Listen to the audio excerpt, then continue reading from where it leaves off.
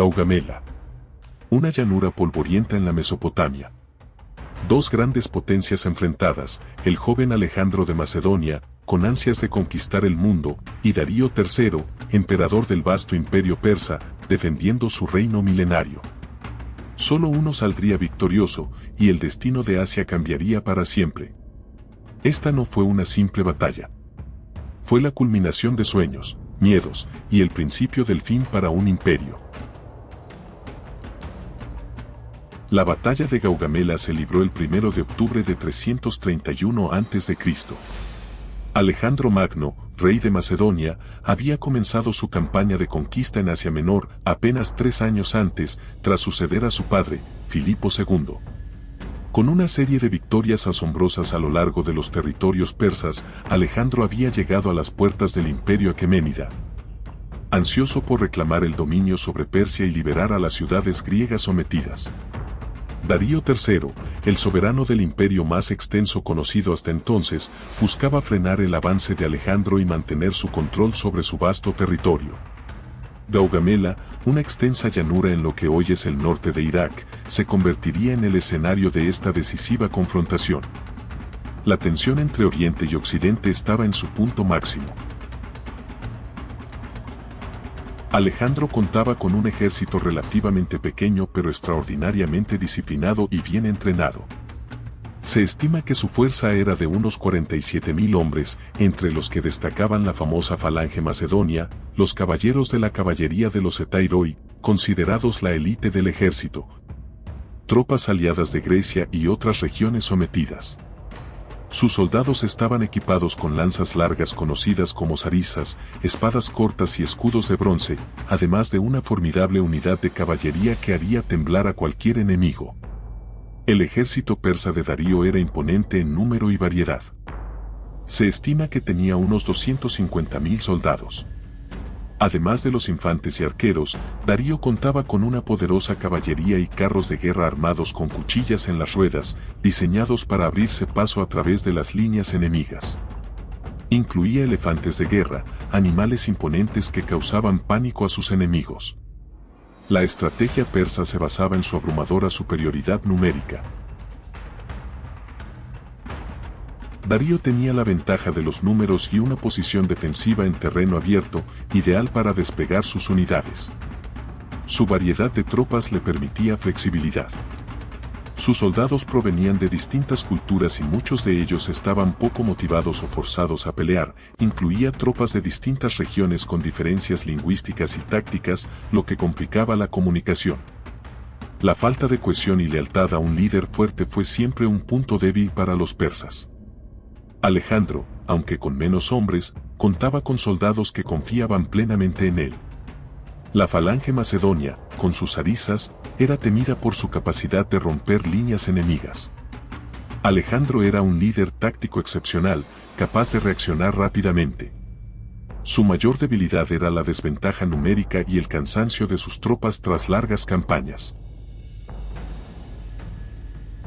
Darío preparó una estrategia defensiva basada en su superioridad numérica. Colocó su infantería en el centro y su caballería en los flancos. Usó carros con cuchillas para romper las líneas macedonias y sembrar el caos entre sus filas. Planeaba rodear a Alejandro y aplastarlo por todos los frentes. Alejandro, en cambio, planeó una táctica arriesgada. Dividió sus fuerzas para crear la ilusión de una retirada y atraer a la caballería persa fuera del campo de batalla. Luego, él mismo lideraría la carga, en un punto débil del centro persa, buscando una confrontación directa con Darío. Sabía que eliminando al líder persa, la batalla estaría prácticamente ganada. El combate comenzó al amanecer. Los persas atacaron con una carga masiva de carros de guerra hacia la falange macedonia. Alejandro había anticipado esta maniobra. Ordenó a sus soldados abrir pasillos en la formación para que los carros pasaran sin causar daño. Tras desarticular la carga persa, Alejandro movió sus tropas en una formación diagonal, forzando a los persas a reagruparse. La clave llegó cuando Alejandro, al mando de su caballería, identificó una debilidad en el centro persa. Sin dudarlo, lideró una carga feroz, avanzando directamente hacia Darío, quien, al ver la amenaza inminente, entró en pánico y huyó del campo de batalla. Este acto sembró el caos entre sus soldados, que rápidamente perdieron toda moral. La llanura de Gaugamela era un terreno extenso y sin obstáculos, ideal para el combate persa, ya que permitía un mayor despliegue de tropas y el uso efectivo de sus carros de guerra. Darío incluso había ordenado limpiar el suelo para facilitar el avance de sus carros. La batalla tuvo lugar, bajo un sol abrasador, en una llanura seca y polvorienta, que levantaba nubes de polvo en cada carga. La planicie permitió que Alejandro maniobrara su caballería con libertad y con una velocidad que los persas no pudieron contrarrestar. Para el ejército persa, sin embargo, el polvo resultó desorientador, dificultando la visión y la comunicación. La victoria de Alejandro se debió a su habilidad táctica y su liderazgo en el campo. Su capacidad para adaptarse a la estrategia de Darío y su habilidad para generar confusión entre las filas enemigas fueron determinantes. En cambio, la derrota de Darío fue causada por su falta de cohesión entre sus tropas y su decisión de huir, lo que desmoralizó al ejército persa y lo dejó sin un líder en un momento crítico. Las bajas persas se estiman en decenas de miles, una cifra descomunal en comparación con las pocas bajas macedonias, calculadas en alrededor de 1000. La diferencia en las bajas muestra el nivel de desorganización y caos que sufrió el ejército persa en su derrota. La victoria de Alejandro significó el colapso del imperio persa y el inicio de una era de dominio griego sobre el oriente. La victoria en Gaugamela le abrió a Alejandro las puertas de Babilonia y el resto del imperio persa. Los territorios persas cayeron uno tras otro en manos de Alejandro, que fue visto como un héroe y un conquistador imparable.